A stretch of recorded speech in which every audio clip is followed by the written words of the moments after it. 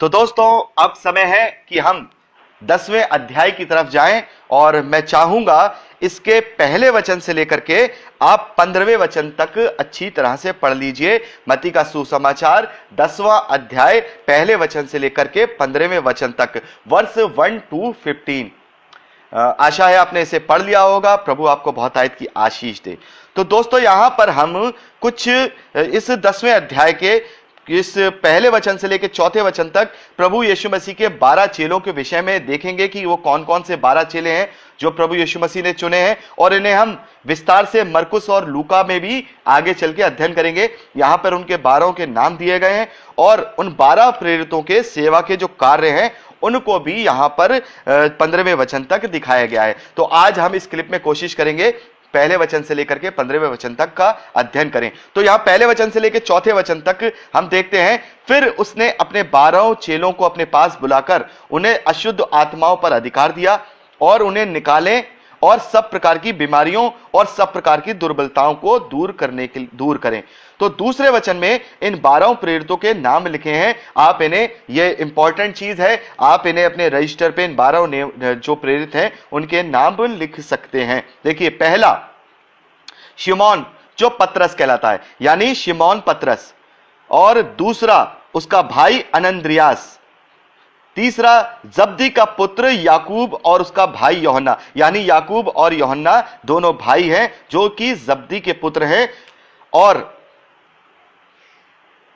फिलिपुस और बरतुल्मे और थोमा और महसूल लेने वाला मती, जिसके विषय में अभी हमने यहां 9वें अध्याय 9वें वचन में पढ़ा था कि महसूल लेने वाला मती, और ये वही मती है जिसने, जैसा कि मैं आपको बता चुका हूं, ये सुसमाचार जो अब हम अध्ययन कर रहे हैं ये लिखा है। और हल्फई का पुत्र याकूब और तिदे और शमोन कनानी, यानी एक शमोन तो पतरस है और दूसरा शमोन कनानी, और लास्ट 12वां यहूदा इस्करियोती, ये ही वो इस्करियोती है जिसने प्रभु यीशु मसीह को पकड़वाया था। तो ये 12 चेले हैं, 12 चेले प्रभु यीशु मसीह के द्वारा चुने गए चेले हैं, और ये जो है 12 चेलों को प्रभु यीशु मसीह अपने पास बुलाकर उन्हें क्या देते हैं? उन्हें सामर्थ्य देते हैं कि वो अशुद्ध आत्माओं को निकाल पाएं, उन्हें अधिकार देते हैं कि वो सब प्रकार की बीमारियों को और दुर्बलताओं को दूर करें।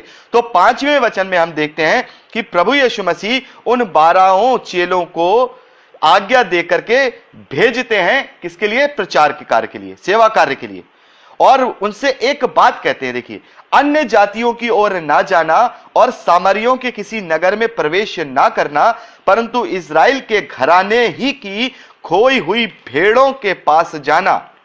तो यहां पर प्रभु यीशु मसीह क्या कह रहे हैं? प्रभु यीशु मसीह कह रहे हैं कि अभी तुम अन्य जातियों के पास मत जाना, तुम किसी सामरी के पास मत जाना, केवल इजरायली लोग, जो इजरायली गोत्र के लोग हैं, जो इजराइल के खोई हुई घराने की जो भेड़े हैं, उनके पास ही जाना। क्यों? प्रभु यीशु मसीह ने कहा। और इस बात को लेकर के बहुत से लोग क्लेम करते हैं कि प्रभु यीशु मसीह तो जो है केवल इजरायलियों के लिए आए थे, और प्रभु यीशु मसीह ने आगे जो है ये कहा भी 15वें अध्याय में उस कनानी स्त्री की जो जाति, कनानी जाति की जो स्त्री है, उससे ये कहा भी था।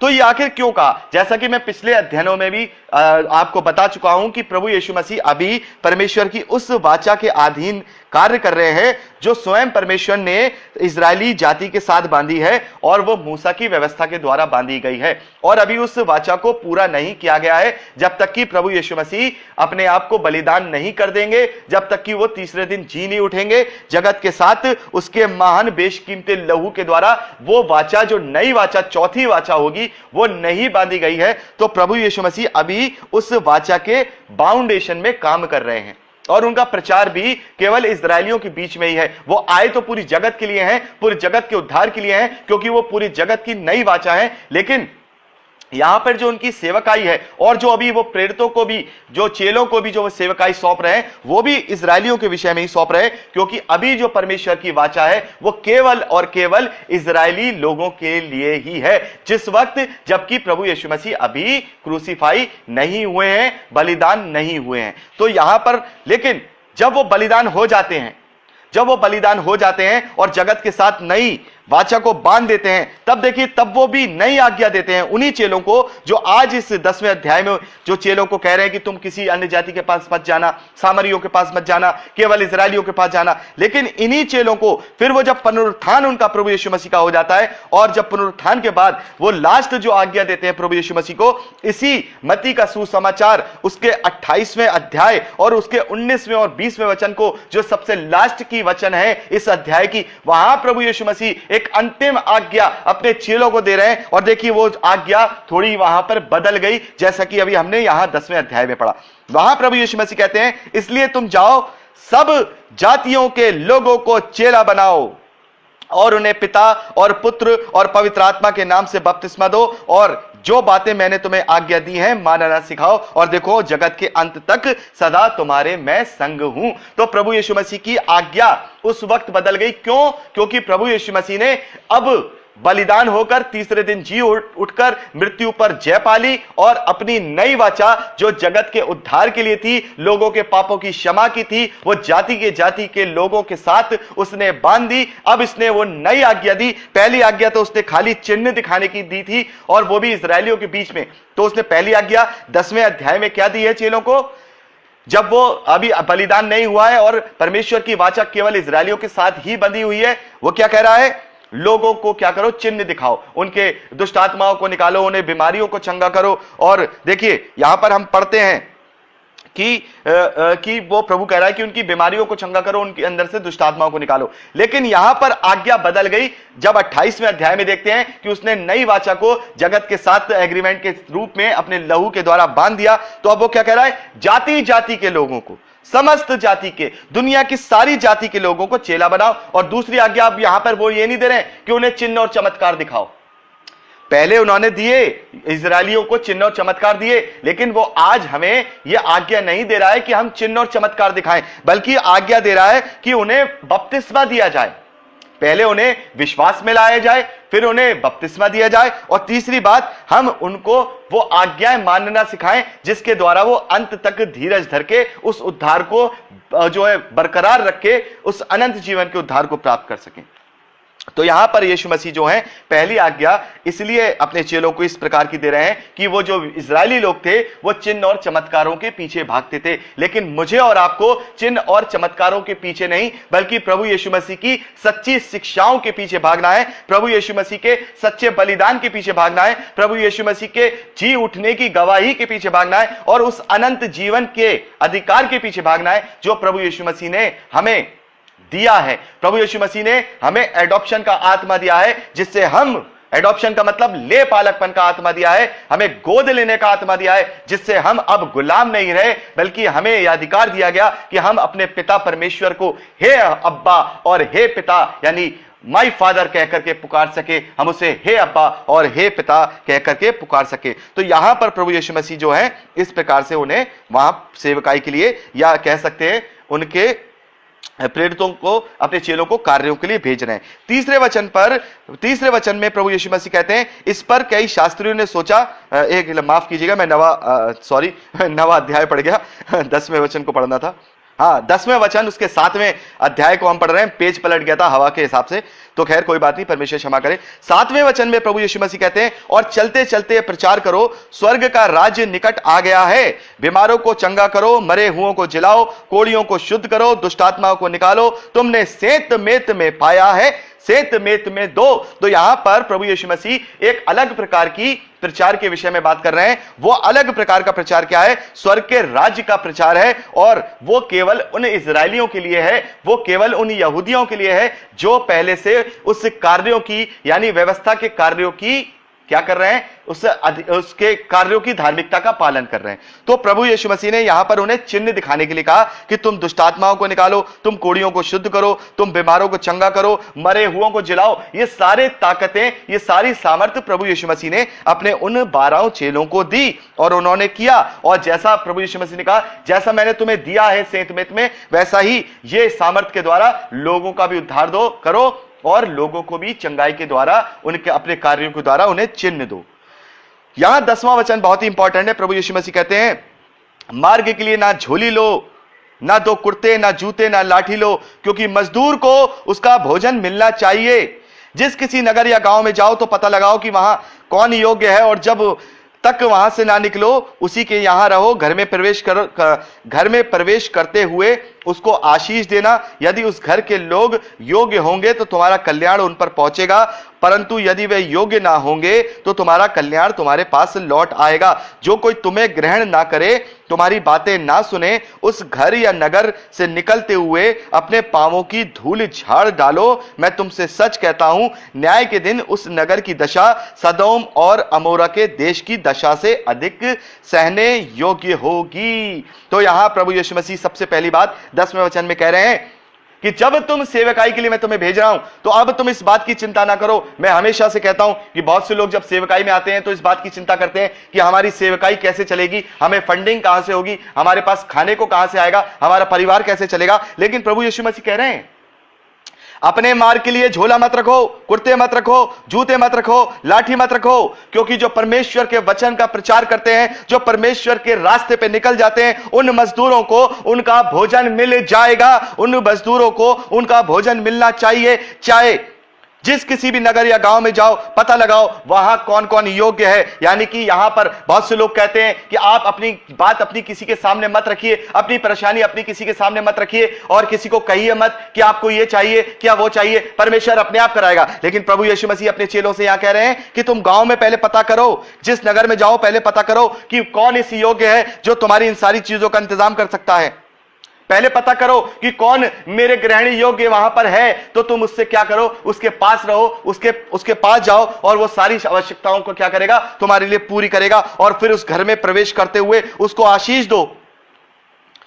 और उस घर में प्रवेश करते हुए यहां पर लिखा है और उसी के यहां रहो। 11वें वचन में लिखा है जिस किसी नगर या गांव में जाओ तो पता लगाओ कि वहां कौन योग्य है, और जब तक वहां से ना निकलो उसी के यहां रहो। यानी कि उसकी सेवाएं लो। जो मैं तुम्हें भोजन दे वो भोजन ग्रहण करो, वो जो चीज दे उसे ग्रहण करो, और जब तक वहीं रहो। और जिस किसी भी घर में तुम प्रवेश करो वहां तुम उस हर एक घर को, चाहे वो तुम्हें ग्रहण करता है चाहे वो तुम्हें ग्रहण नहीं करता है, उसे आशीष दो, उसको बुरा भला मत कहो। और यदि उस घर के लोग योग्य होंगे तो तुम्हारा कल्याण उन तक पहुंचेगा, और अगर वो योग्य नहीं होंगे तो वो जो कल्याण या आशीष के वचन आशीष की जो प्रार्थनाएं तुम उनके लिए करके आए हो वो पलट करके वापस तुम्हारे पास पहुंच जाएंगी।